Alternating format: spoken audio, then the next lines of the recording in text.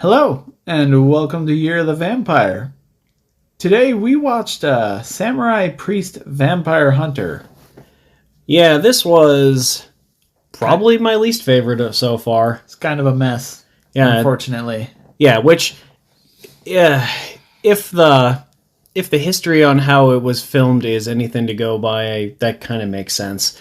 I actually came into this wanting to just shit on this movie, but knowing a little bit more about the kind of like troubled development it had and some of the issues it had, I just wouldn't feel right about doing that. Because yeah, I guess you mentioned a good chunk of the movie was actually lost in recent years, so they had to actually refilmed numerous parts. Sounded like they had to restore a pretty hefty amount of it. Yeah, which is too bad. Like, that sucks, you know?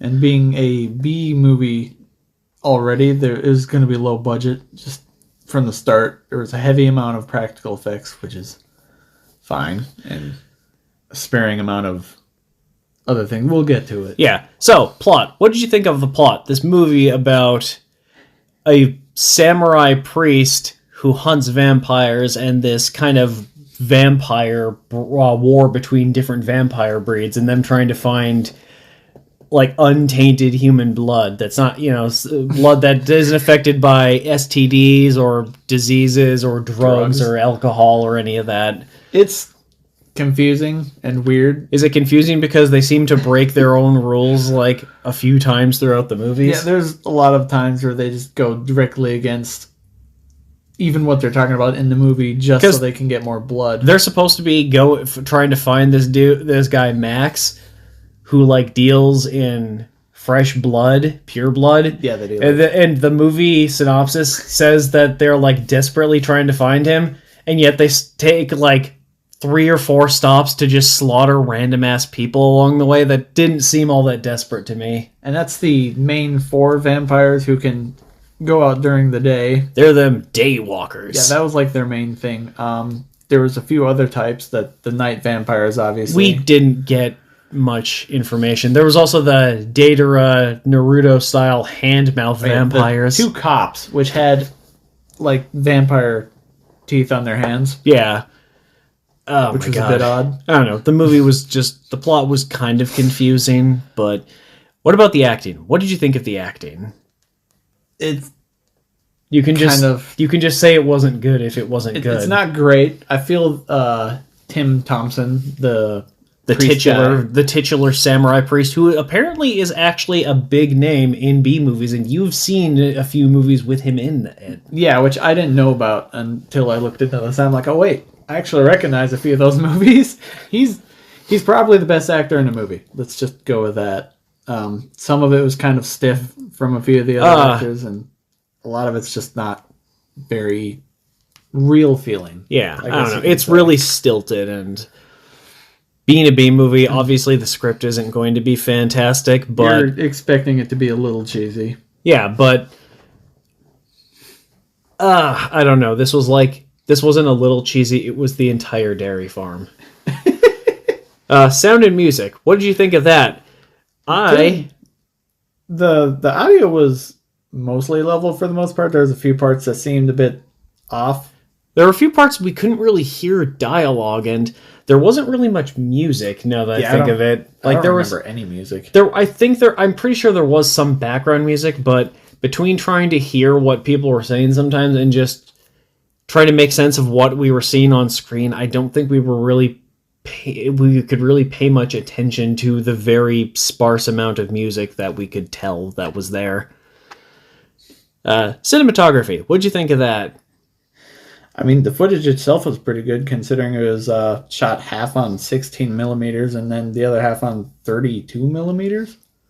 Yeah, it's intercut with these weird comic book scenes, which actually fill in some of the scenes that were lost. Yeah, that you mentioned. And then there was also these weird flashback parts that they don't really make sense until you see the whole movie and get to the end, and even then they still don't really make a ton of sense. I think they were just trying to be dramatic and artsy for the sake of being dramatic and artsy. I mean, it at least made sense by the end. But yeah, you just have the kid, and then like his family gets killed. Yeah. Special effects.